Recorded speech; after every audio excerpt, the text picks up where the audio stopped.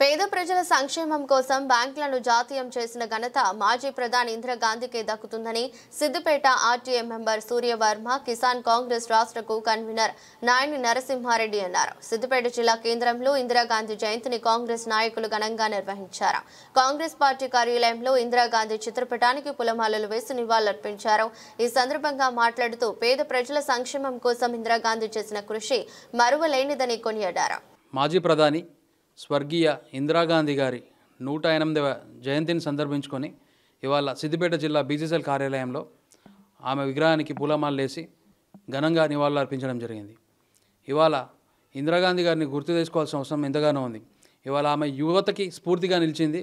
ఆ రోజుల్లో మన భారతదేశానికి గరీబీ హటావో, దాంతో రోటీ కపడా మకాన్ ఎన్నో సంక్షేమ కార్యక్రమాలు తీసుకొచ్చిన ఘనత మాజీ ప్రధాని ఇందిరాగాంధీ గారిది. ఇవాళ ఏ కార్యక్రమం తీసుకున్నా కూడా ఇందిరాగాంధీ గారి స్ఫూర్తిదాయకంగా తీసుకొని కాంగ్రెస్ పార్టీ అడుగులు ముందుకేస్తున్నది. ఇవాళ అలాగే రేవంత్ రెడ్డి గారు ఇందిరాగాంధీ గారి జయంతి సందర్భంగా చీరల పంపిణీ కార్యక్రమం కూడా మొదలుపెట్టడం జరిగింది. కాబట్టి ఇక్కడ నుండి మేము యువత అందరూ కూడా విజ్ఞప్తి చేస్తున్నాము. ఇందిరాగాంధీ గారిని స్ఫూర్తిగా తీసుకొని మనమంతా ముందుకు నడిచి కాంగ్రెస్ పార్టీని అహర్నిశలు కూడా తెలంగాణలో ఎప్పుడు కూడా కాంగ్రెస్ పార్టీ జెండా ఎగరబడాలని చెప్పి తెలియజేసుకుంటున్నాను. మాజీ ప్రధానమంత్రి శ్రీమతి ఇందిరాగాంధీ దివంగత నేత, ఆమెకు 108వ జయంతి సందర్భంగా ఆమె యొక్క నాయకత్వంలో కాంగ్రెస్ పార్టీ బలోపేతానికి కృషి చేయడం జరిగింది. ఈనాడు భారతదేశాన్ని గుర్తింపు తెచ్చిన వ్యక్తి అంటే ఉక్కు మహిళ, అలీన దేశాల అధ్యక్షురాలై దేశాలలో భారతదేశ షాటుని తెలిపిన మహానీయురాలు.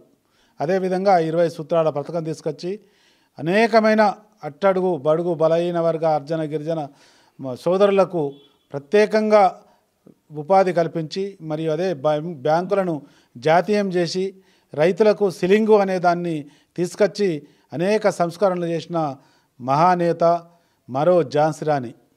అదేవిధంగా ఇందిరాగాంధీ యొక్క ఆశయ సాధనలకు ఆనాటి నుండి ఈనాటి వరకు కూడా ఆమె ఆశయాలకు మనం కొనసాగిస్తూ ఆయనకు ఆ ఆశయాలను కొనసాగించిన నాడే ఆమెకు నిజమైన నివాళులైతేనేమి, జన్మదిన శుభాకాంక్షలు అయితే చేయడం జరుగుతుంది. ఆమె యొక్క ఆశయాలకు అందరము కృషి చేద్దాం. సిద్దిపేట అసెంబ్లీలోని బీసీసీఎల్ కార్యాలయంలో శ్రీమతి స్వర్గీయ ఇందిరాగాంధీ యొక్క 108వ జయంతి సందర్భంగా యొక్క ఆఫీస్లో ఆమె ఘనంగా నివాళులు అర్పించడం జరిగింది. ఇందిరాగాంధీ అంటేనే ప్రపంచ దేశాలలో ఒక మంచి గుర్తింపునటువంటి ప్రధానమంత్రిగా పేరు తెచ్చుకోవడం జరిగింది. ఈరోజు ప్రతి గ్రామంలో, భారతదేశంలో ఏ గ్రామానికి వెళ్ళినా ఇందిరామ్మ ఇల్లు అనేది మనకు పోగానే కనబడుతూ ఉంటాయి. అంటే ఇంత గొప్ప ఎంతమంది ప్రధానమంత్రులు మారినా కూడా ఒక ప్రధానమంత్రికి ఒక ఇల్లు అనేది గుర్తింపు పడలేదు. కానీ అదే ఇందిరాగాంధీ మాత్రం ప్రతి ఊరిలో ఇందిరామ్మ ఇల్లు అంటే అంత గొప్ప త్యాగము. మన భారతదేశానికి ఆ కుటుంబం అంటేనే, గాంధీ కుటుంబం అంటే త్యాగాలకు ఒక నిలయం అయిపోయింది. అంటే వాళ్ళ స్వార్థం కొరకు రాజకీయాలు చేయడం లేదు, ఒక దేశ ప్రజల కొరకు.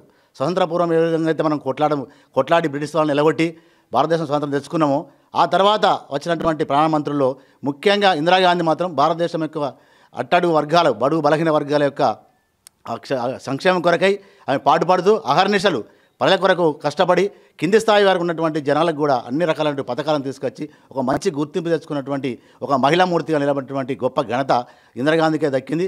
ఆ ఇందిరాగాంధీ చేసినటువంటి పథకాలను స్ఫూర్తి చేసుకుని ఇప్పటి వరకు కూడా ఎప్పుడు కాంగ్రెస్ గవర్నమెంట్ వచ్చినా కూడా ఇందిరాగాంధీని గుర్తు చేసుకుని జరుగుతుంది. ఈరోజు మన యొక్క రాష్ట్ర ముఖ్యమంత్రి వర్యులు రేవంత్ రెడ్డి గారు కూడా ఇందిరామ్మ ఇల్లు అని పెట్టడం జరిగింది. ఇందిరామ్మ యొక్క సీరియల్ కూడా పంపిణీ చేయడం జరుగుతూ ఉంది. అంటే ఆ ఇందిరామ్మ చేసినటువంటి గొప్ప ఘనత మాత్రం భారతదేశ ప్రపంచ దేశాల్లో కూడా ఎంతో కొనియాడదగినటువంటి విషయంగా గుర్తించవచ్చు. దాన్ని పురస్కరించుకొని ఈరోజు చేసినటువంటి మా యొక్క సిద్దిపేటలో అసెంబ్లీలో ఘనంగా చేసుకోవడం జరిగింది.